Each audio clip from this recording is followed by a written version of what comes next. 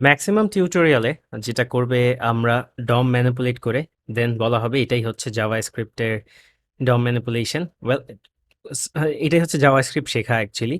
So but আসলে আমরা JavaScript যে প্রোগ্রামিং ল্যাঙ্গুয়েজটা সেটা অলরেডি শিখে আসছি এবং সেটার কিছু অ্যাডভান্স জিনিসপত্র আমরা দেখেছি।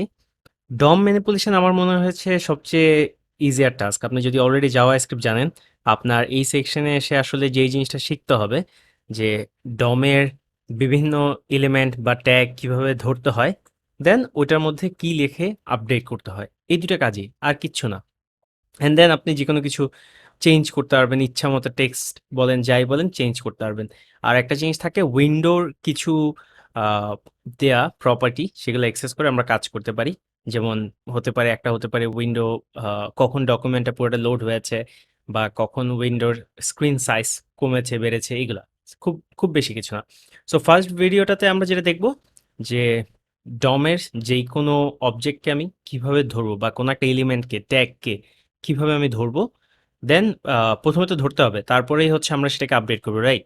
সো আমরা প্রথমে এই ভিডিওটাতে দেখব কিভাবে ধরতে হয়।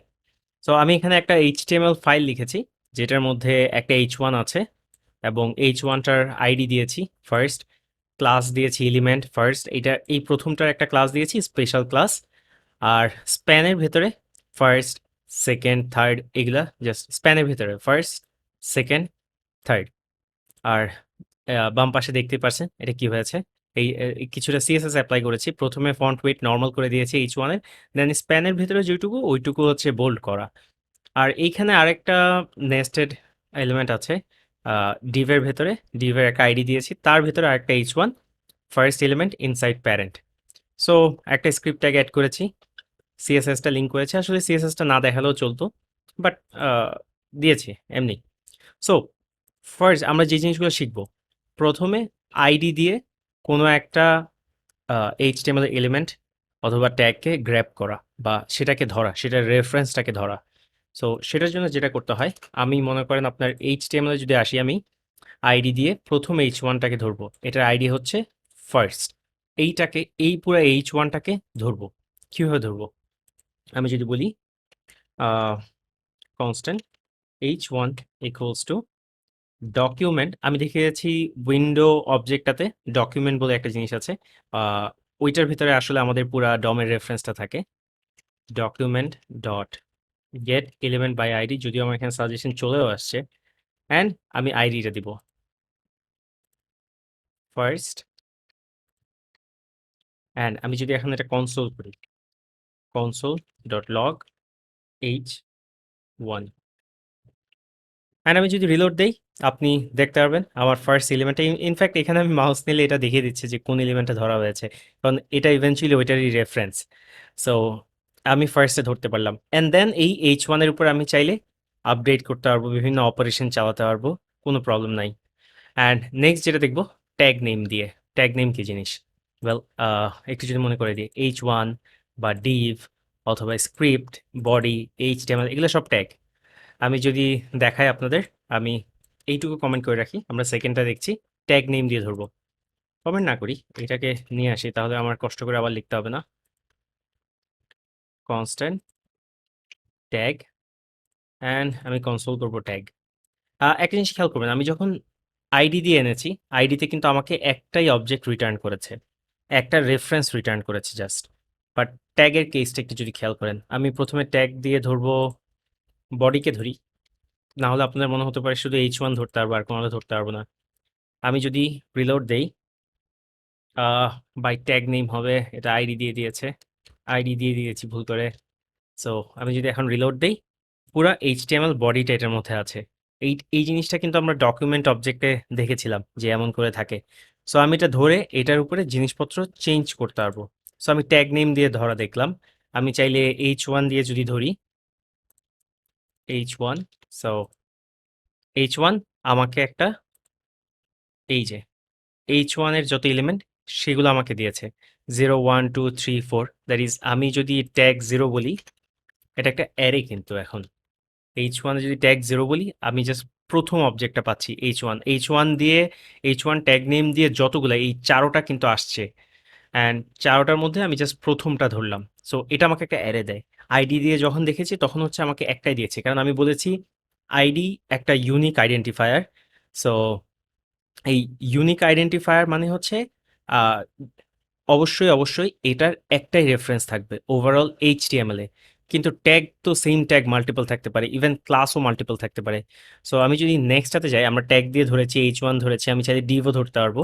সো আমি যদি নেক্সট টাতে যাই, এরপরে যেটা দেখাবো ক্লাস দিয়ে ধরা। সো অলরেডি হয়তো আপনারা বুঝতেই পারছেন আমি get element by class name use করব। অ্যান্ড ক্লাস যদি বলি এইটা আমি ইউজ করতে পারবো না, এটা জাভাস্ক্রিপ্টের কিওয়ার্ড। সো এটা আমি ইউজ করতে পারবো না। আমি যদি বলি class LM, so class element and H1 না, আমি ধরবো মনে করেন যে এলিমেন্ট। সো এলিমেন্ট যদি লিখি আমি, অ্যান্ড এখানে আবার আমার সবগুলা চলে আসছে। এই ক্লাস নেম দিয়ে ধরা সবগুলো এলিমেন্ট এখানে চলে আসছে। আপনি যদি দেখেন 0 1 2 3 টোটাল 4টা এলিমেন্ট নাম, এই নাম দিয়ে 1টা 2টা 3টা 4টা, এবং এটাও একটা অ্যারে। সো লেন্থ ও 4। বাট আমরা এই কেসে আমি যদি আরেকবার দেখিয়ে নেই, এই কেসে কিন্তু আমি এই জিনিস পাই নাই, অ্যারে পাই নাই। প্রথমে যখন এটা ধরছিলাম তখন কিন্তু অ্যারে ছিল না। সো আইডি ইউনিক, এই জন্য ও জানে যে এইটার অকারেন্স একটাই থাকবে। সো আপনি যদি ভুল করে HTML এ মাল্টিপলও দেন, ও একটাই ধরবে। সো আমরা ক্লাস নেম দিয়ে ধরেছি। জাস্ট লাস্ট একটা জিনিস, মাল্টিপল ক্লাস নেম দিয়েও আমি ধরতে পারবো। সো এলএমস হবে আসলে, কারণ এখানে আমাকে মাল্টিপল রিটার্ন করে। মাল্টিপল ক্লাস নেম বলতে আমি এলিমেন্ট অ্যান্ড স্পেশাল যেই ক্লাস নেম, যেগুলো ক্লাস আছে, সো জাস্ট সিম্পলি স্পেস দিয়ে আমি আরেকটা ক্লাস নেম দিয়ে দিব। সো যেই এলিমেন্টের মধ্যে এলিমেন্ট এবং স্পেশাল এই দুইটা ক্লাস আছে সেগুলাই ধরবে এলিমেন্টস। তো এইখানে এমন আছে শুধু একটা আমার, বাট স্টিল এটা একটা অ্যারে দিবে, একটা থাকলেও অ্যারে দিবে। সো এই যে 0 পজিশনে ফার্স্টটাকে ধরছে, প্রথমটাকে। অ্যান্ড সো আমরা মাল্টিপল দিয়ে ধরতে পারলাম। আমরা 4 রকমই দেখলাম। আমি যদি এইটার ভেতরে আমি যদি বলি এটাকে parent element, so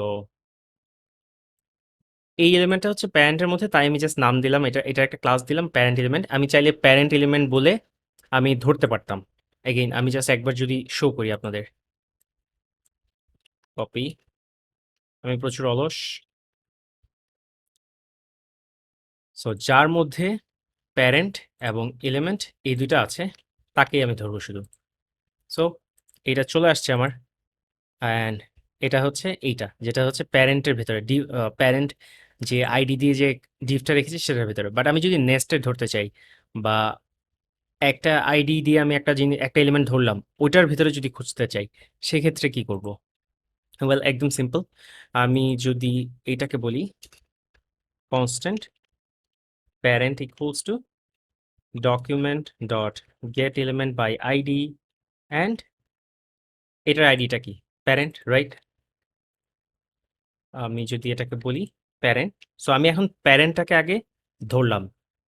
again parent যে ডিভটা সেটার রেফারেন্সটাকে আগে ধরলাম। তারপর আমি যদি বলি constant child classes equals to document dot get element by ID, না ক্লাস দিব আমি, ক্লাস নেম, অ্যান্ড আমি এলিমেন্ট ধরার জন্য তো ডকুমেন্ট ইউজ করতাম, বাট এখন ইউজ করব প্যারেন্টটাকে। দ্যাট ইজ প্যারেন্টের ভিতরে যে এলিমেন্টগুলো আছে যেটার ক্লাস নেম এলিমেন্ট, শুধু সেগুলোই আমাকে রিটার্ন করো। আমি যদি দেখাই চাইল্ড ক্লাসেস অ্যান্ড রিলোড দেই, এইখানে যেটা আসবে এটা কিন্তু এইটা। সো আমি প্রথমে একটা প্যারেন্টকে ধরে নিলাম, দেন ওই প্যারেন্টের ভিতরে সার্চ করলাম, এখন আর ডকুমেন্টে সার্চ করলাম না। সো আমি যে চাইলে এটাও করতে পারবো, এই জিনিসটা আপনাদের দেখিয়ে নিলাম। তো আমি জাস্ট কুইকলি আরও একটা জিনিস দেখাবো। আমি চাইল্ড নোড ধরতে পারবো। দ্যাট ইজ এই ডিভটা যখন আমি ধরবো, ধরার পরে আমি যদি চাই তার ভেতরে যে চাইল্ড নোডগুলো আছে সেগুলোকে কিভাবে আনবো। আমি এই প্যারেন্ট এখান থেকে রিমুভ করে দেই অ্যান্ড আরো কিছু H1 নেই। এই H1 গুলো এখানে নিয়ে আসি। সো ইয়েস অ্যান্ড এগুলোকে আপাতত অফ করে দিই। সো সিম্পলি ফার্স্ট, সেকেন্ড সবগুলা কিন্তু এখন প্যারেন্টের ভেতরে। সো আমি যখন এই প্যারেন্টটাকে ধরবো, আমি যদি ওকে বলি চাইল্ড নোডস অ্যান্ড আমি যদি দেখাই,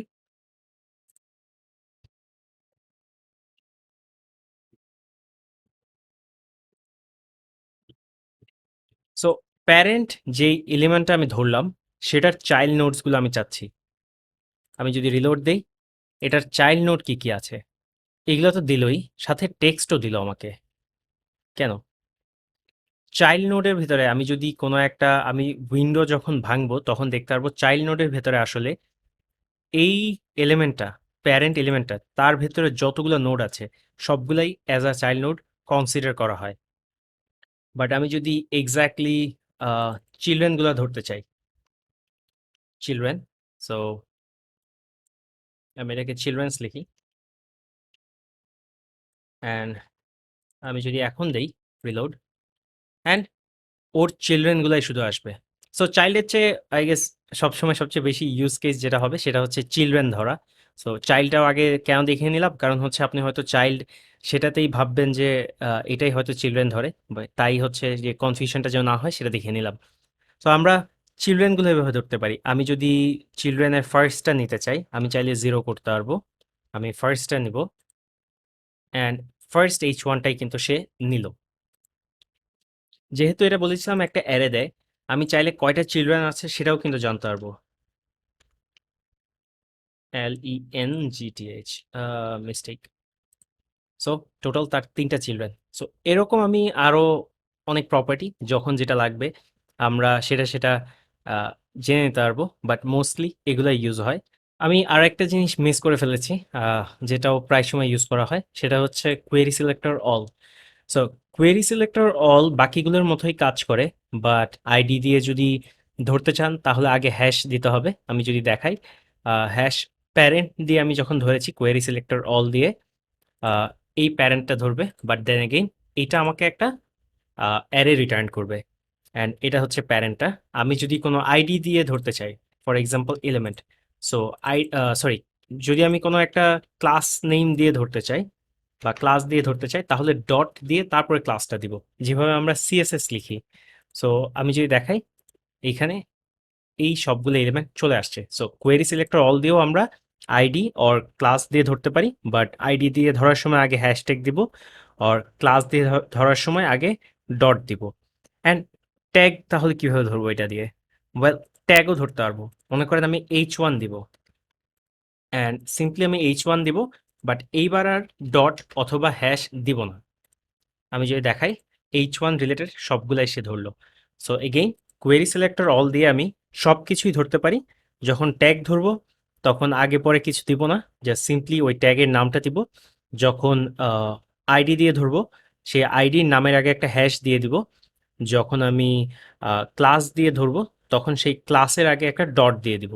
সো কিভাবে এক একটাকে টার্গেট করে এক একটা এলিমেন্টকে ধরবো আমরা এই ভিডিওতে আমি সেটাই দেখে নিলাম।